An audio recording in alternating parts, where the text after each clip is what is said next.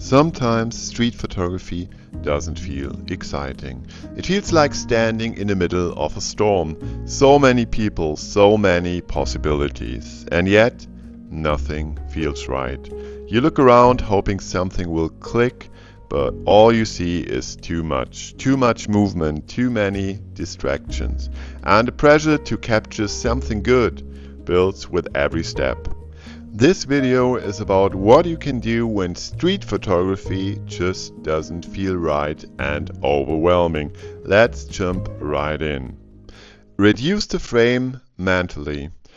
When everything feels overwhelming, I shrink my frame. Literally. Sometimes I raise my hands and make a rectangle with my fingers. Not to be artsy or something, but to remind myself you don't need to photograph everything. It's like zooming in without a lens.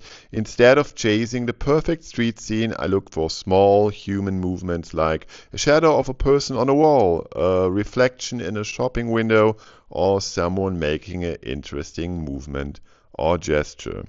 Here's a tip. Look for contrast, light versus shadow, old versus new, movement versus stillness. These little visual oppositions can spark your eye and ground your focus. Street photography becomes manageable when you stop trying to photograph all of it. Stop walking and start watching. Movement creates stress. It's almost like your brain's trying to keep up with your feet. So I pause. Pick a spot, a corner, a bench, a lamppost, and I just watch. This is what people call the fishing technique. You wait and a photograph comes to you. I'll stand for 3 minutes, 5, sometimes 10. I study how people interact, how light moves on a wall, how someone reacts when meeting a friend. Henri one of the most iconic street photographers ever, often waited for hours. Just for the right moment. It wasn't luck, it was patience. Try this. Pick a busy intersection and ask yourself, what's the story of this place? Don't photograph until you can answer that.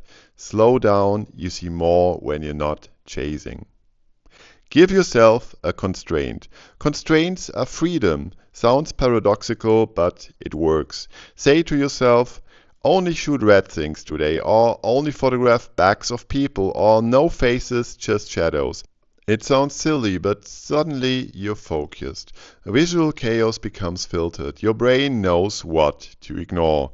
Psychology backs this up. When we reduce decision fatigue, we become more creative. By limiting our choices, we actually see more. But don't overdo it. 1 to 2 rules per day is enough. You're not building a prison, just giving yourself a compass. Let go of the outcome. Here's the truth. The harder I try to make a great photo, the less likely it happens.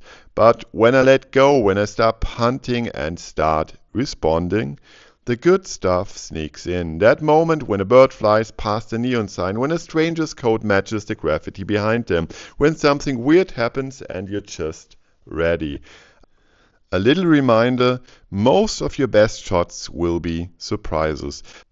The more pressure you put on a photo to be great, the more you miss what's actually in front of you. A Buddhist would say, don't expect anything and you'll get everything. It's true in street photography too. Listen to what overwhelm is telling you. When I feel overwhelmed nowadays, I don't panic. A small tip, when your brain feels full, don't push through. Stop. Have a break. Drink water. Watch the world like a movie without trying to take a single frame from it. Often, after 10 minutes of sitting at a cafe or on a bench with no pressure, you'll notice something. And without even thinking, you'll raise your camera. That's the sweet spot. Street photography doesn't have to be fast or loud or impressive. It just has to be true in a way. And sometimes being overwhelmed is not a sign to quit, it's part of the process. A quiet signal that your eyes are open and your mind is ready. You just need to give it space to breathe. So the next time the city feels too loud, remember you're not failing, you're feeling. And that's exactly where good street photography begins.